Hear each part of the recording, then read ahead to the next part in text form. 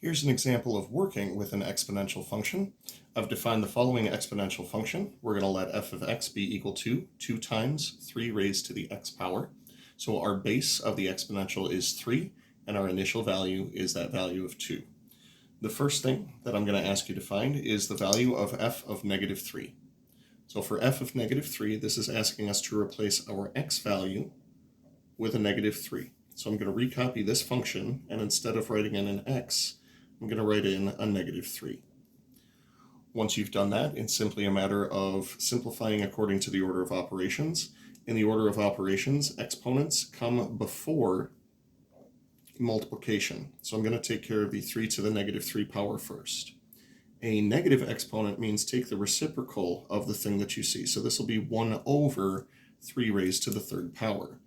We still have an exponent in there, so I'm still going to simplify that first. So we'll call this 2 times 1/27th. Now, when we're multiplying the 2 times the 1/27th, we're going to remind ourselves 2 is the same as saying 2 over 1. That way we'll multiply the top by 2, but we won't multiply the bottom by 2. This will be 2 over 27.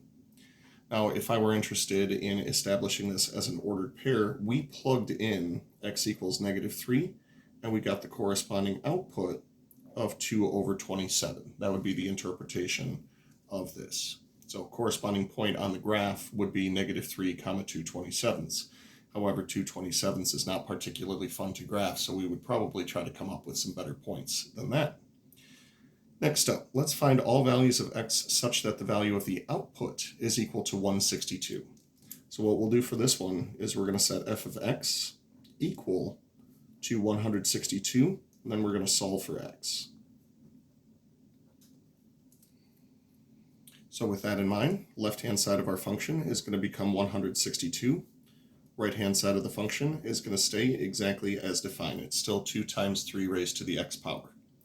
Now we'll need to do some algebra to solve for x.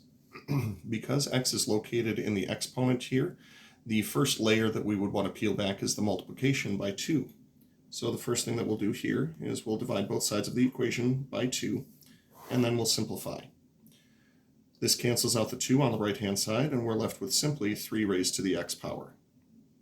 On the left-hand side, 162 divided by 2, well, 16 divided by 2 would give me 8, and 2 divided by 2 would give me 1. So that'll be 81. Next up, we need to think to ourselves, what are some powers of 3 that we happen to know? So we'll write down a few of these and see if we get a winner in here.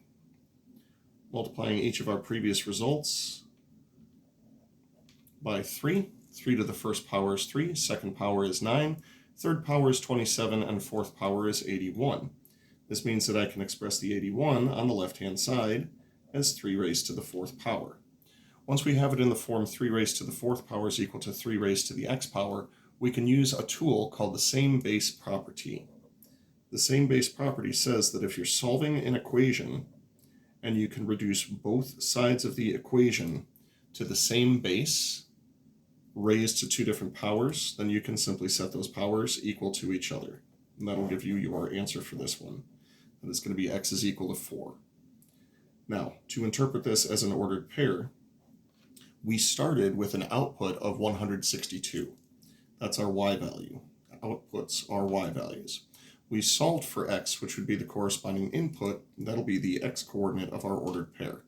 So the interpretation would be this is the ordered pair 4, 162.